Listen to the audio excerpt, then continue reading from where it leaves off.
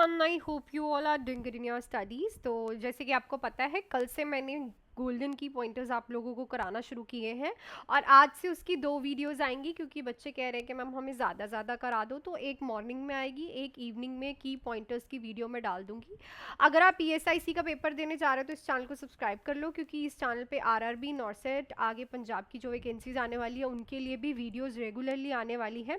सो 20 golden की pointers हम कर चुके हैं, आज हमने करना है 21st। रेगुलरली 40 करा दूंगी मैं ताकि आप कंप्लीट कर पाओ, वो ही करवाऊंगी जो बहुत ज़्यादा इंपॉर्टेंट है। उससे पहले अगर आप लोग आरआरबी एंड नॉर्सेट की प्रिपरेशन कर रहे हो तो 2 बैचेस जो हैं स्टार्ट हो गए हैं। एक है 1499 का बैच, एक है 2499 का बैच। आप कोई भी बैच इस नंबर पे कॉल या फिर मैसेज करके ज्वाइन कर सकते हैं। आरआरबी की जो पोस्टें हैं वो है 678 एंड नॉर्सेट के अभी जो पेपर है होने जा रहा है सितंबर में। तो जो 3 मंथ्स का बैच है वो है 1499 का, जिसमें आप लोगों को मिलेंगे important topics, MCQs, test series, doubt classes in previous year paper. ये बैच उन लोगों के लिए है जिनका बेसिक क्लियर है, जिनको एनाटॉमी फिजियोलॉजी जो थ्योरी का कंसेप्ट है वो क्लियर है। अगर आपको बेसिक अच्छे से करना है तो 4 मंथ्स का 2499 का बैच है जिसमें आपकी फुल थ्योरी बैच जो है बोला गया है।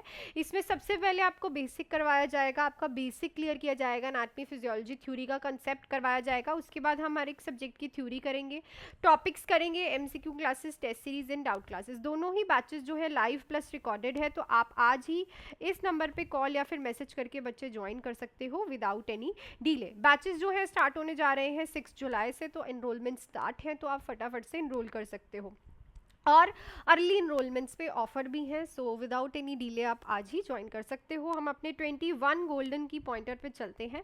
Levy bodies are found in Parkinson's disease. तो पार्किंसंस डिसीज में हमें लेवी बॉडी देखने को मिलती है। पेशेंट जो है थोड़ा सा झुक के चलता है, उसका जो बैक पे हम्प बना होता है आगे को झुक के पेशेंट जो चलता है इन अ पार्किंसंस डिसीज। ठीक है, नेक्स्ट है ascending paralysis is visible in a Guillain Barre syndrome. आपने जब न्यूरो का सिस्टम किया होगा, नर्वस सिस्टम किया होगा, तो उसमें आपने देखा होगा कि जो हमने एक डिसीज कंडीशन पढ़ी है गुलियन बैरन सिंड्रोम, उसमें असेंडिंग पैरालिसिस स्टार्ट होता है।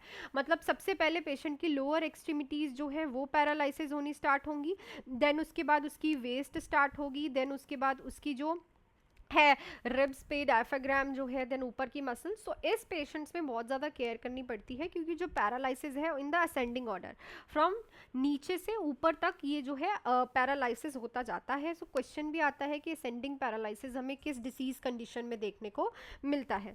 नेक्स्ट 23 है कि जो टॉर्शियो एंड चॉवर्टिक साइन है वो हमें देखने को मिलते हैं हाइपोक्लाइसीमिया में। सो हाइपोक्लाइसीमिया होता है जब ब्लड में कैल्शियम का लेवल जो है वो डिक्रीज हो जाता है। किसमें? ब्लड में कैल्शियम का लेवल जो है वो डिक्रीज हो जाता है, तो उसमें हमें ये देखने को मिलता है। सो क्या होता है इसमें? ट्रॉशो एंड चॉवर्टिक साइन क्या है? सो ट्रॉशिस साइंस एंड चॉवर्टिक साइन क्या है कि जैसे ही आप पेशेंट की फेशियल मसल्स पे एक टैप करोगे तो जो फेशियल नर्व है वो सारी की सारी क्या हो जाएगी? एंटीरियर टू द ईयर आ जाती है। ठीक है, नेक्स्ट है ट्रॉशिस साइन। ट्रॉशिस साइन में क्या होता है कि जैसे आप स्पेनोमीटर लगाते हो, ठीक है, और पहले ही 3 मिनट में आप देखने को मिलते हो कि पेशेंट का जो अबडक्शन होने लग जाती है थंब में, और जो उसकी फ्लेक्शन हो जाती है मतलब अंदर को होने लग जाती है रेस्ट। नॉर्मली क्या होता है कि जब आप बीपी लगाते तो जो हैंड्स है वो प्रॉपरली स्ट्रेट ही रहते हैं पेशेंट के, पर इसके कैसे हो जाएंगे? ऐसे अंदर को ट्विस्ट हो जाता है हैंड। ठीक है, सो ट्रॉशिस साइन ये होता है, ये हमें देखने को मिलता है हाइपोकैलेसीमिया वाले पेशेंट में जिनके ब्लड में कैल्शियम का लेवल जो है वो डिक्रीज हो जाता है। क्लियर?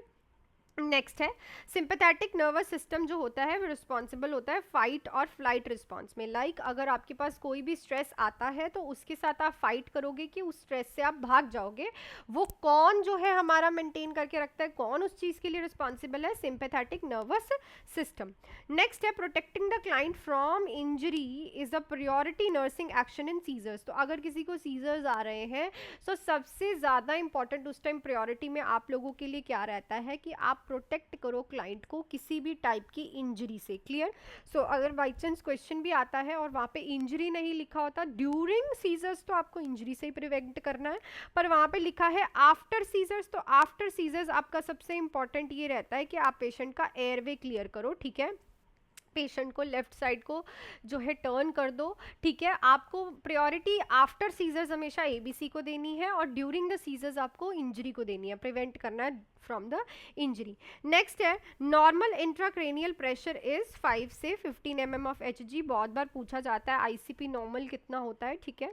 नेक्स्ट है vital signs are also known as cardinal signs, तो कार्डेनियल साइंस को हम वाइटल साइंस को कार्डेनियल साइंस भी बोलते हैं, ठीक है। जो आप चेक करते हो सबसे पहले आप चेक करते हो temperature, TPR temperature, pulse and respiration, उसके बाद आता है आपका बीपी, और आपका 5th नंबर पे जो आती है पेन एंड SpO2 को लिया जाता है, दोनों को ही 5th नंबर पे जो है ऐड किया जाता है।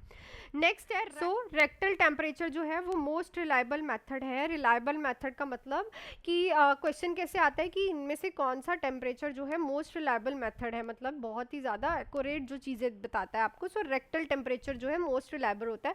आपको 4 ऑप्शन देंगे, एक्सला, ठीक है, और ओरल दे देंगे, देन आपके टेम्पोरल रीजन से भी जो है लिया जाता है टेम्परेचर, तो आप टिक करोगे रेक्टल टेम्परेचर को। नेक्स्ट है cold applications is also known as a cryotherapy, तो कोल्ड एप्लीकेशंस को हम क्रायोथेरेपीज भी बोलते हैं। क्रायोथेरेपीज वो होती हैं जहाँ पे हम जो है बहुत ज़्यादा कूल जो है एनवायरनमेंट में, कोल्ड एनवायरनमेंट में सर्जरी करते हैं, जैसे आई की सर्जरी हो गई, ठीक है। तो इनसे भी क्वेश्चन आता है। नेक्स्ट है सोडियम हाइपोक्लोराइड, जो है बहुत बार क्वेश्चन आ चुका है, यूज़ किया जाता है किसके लिए, अगर आप HIV पेशेंट की लिनन को क्लीन कर रहे हो, ठीक है, डिसइंफेक्ट किया जाता है। सो कौन सा सॉल्यूशन यूज होता है, सोडियम हाइपोक्लोराइट। नेक्स्ट है rectal thermometer need to be inserted at 0.5 से 1.5 इंचेस, अगर आप किसी का रेक्टल टेम्परेचर ले रहे हो तो क्वेश्चन आता है कितना इंसर्ट करते हो उसको, 0.5 से 1.5 इंचेस। नेक्स्ट है pain, redness, swelling at IV site are the sign of thrombophlebitis, तो थ्रोम्बोफेल्बाइटिस आपने देखा होगा। इसमें एक और चीज़ भी ऐड कर लेना, वार्मनेस, ठीक है, वार्मथनेस देखने को मिलती है, जो एरिया है वो बहुत वार्म देखने को मिलता है, और पेशेंट की रेडनेस होती है, पेन होती है और स्वेलिंग होती है, ये शो करता है थ्रोम्बोफेल्बाइटिस को। अगर पेशेंट का एरिया जो है वो कूल है then it is a infiltration, दोनों में डिफरेंस है थ्रोम्बोफेल्बाइटिस एंड इनफिल्ट्रेशन में। इनफिल्ट्रेशन में पेशेंट का एरिया जो है हमें कूल देखने को मिलता है और एडीमा देखने को मिलता है, ठीक है। पर फेल्बाइटिस में अगर वेन में क्लॉट बन गया, थ्रोम्बोफेल्बाइटिस हो गया, तो वो area warm, red, pain and swelling देखने को मिलेगी। नेक्स्ट है देखो इंट्राडर्मल जो इंजेक्शन है वो 50 डिग्री के एंगल पे रखता है, सबक्यूटेनियस 30 से 45 डिग्री के एंगल पे लगता है, और जो इंट्रामस्कुलर है वो लगता है 90 डिग्री के एंगल पे, तो याद रखना है। नेक्स्ट है protamine sulphate is an antidote of heparin, so heparin जो है उसका एंटीडोट क्या होता है, प्रोटामिन सल्फेट। अगर आप किसी को भी हैपरिन दे रहे हो तो हैपरिन है क्या, वैसे हैपरिन एक एंटीकोगुलेंट है, ठीक है, हैपरिन एक एंटी कोगुलेंट है, ठीक है। और अगर आप किसी को भी हैपरिन जो है वो दे रहे हो तो आप उसको प्रोटामिन सल्फेट भी देते हो। एक क्वेश्चन और आता है कि आपको अगर आप किसी को हैपरिन दे रहे हो तो उसकी इफेक्टिवनेस आप कैसे चेक कर रहे हो, तो आप PTT चेक करते हो। PTT क्या है, partial thromboplastin time, so partial thromboplastin time जो है साथ के साथ चेक किया जाता है अगर आप किसी को हैपरिन दे रहे हो, to check the effectiveness of the heparin. Next है antiemetics are used for the nausea, अगर किसी को नोजिया वॉमिटिंग हो रही है तो एंटीएमेटिक्स जो है हम यूज़ करते हैं। नेक्स्ट है नाइट्रस ऑक्साइड का जो सिलेंडर होता है वो ब्लू इन कलर होता है। देखो नॉर्मली हम ऑक्सीजन सिलेंडर का भी याद कर लेते हैं, कार्बन डाइऑक्साइड का भी याद कर लेते हैं, पर कभी कभी जो है आपको एग्जामिनर नाइट्रस ऑक्साइड का डाल देता है, सो वो जो होता है वो ब्लू कलर का सिलेंडर होता है। नेक्स्ट है Hay's test is use for a bile presentation in urine, तो 2 टेस्ट होते हैं। नेक्स्ट पे है बेंडिक्ट टेस्ट और एक हेज टेस्ट होता है, दोनों ही यूरिन के टेस्ट होते हैं।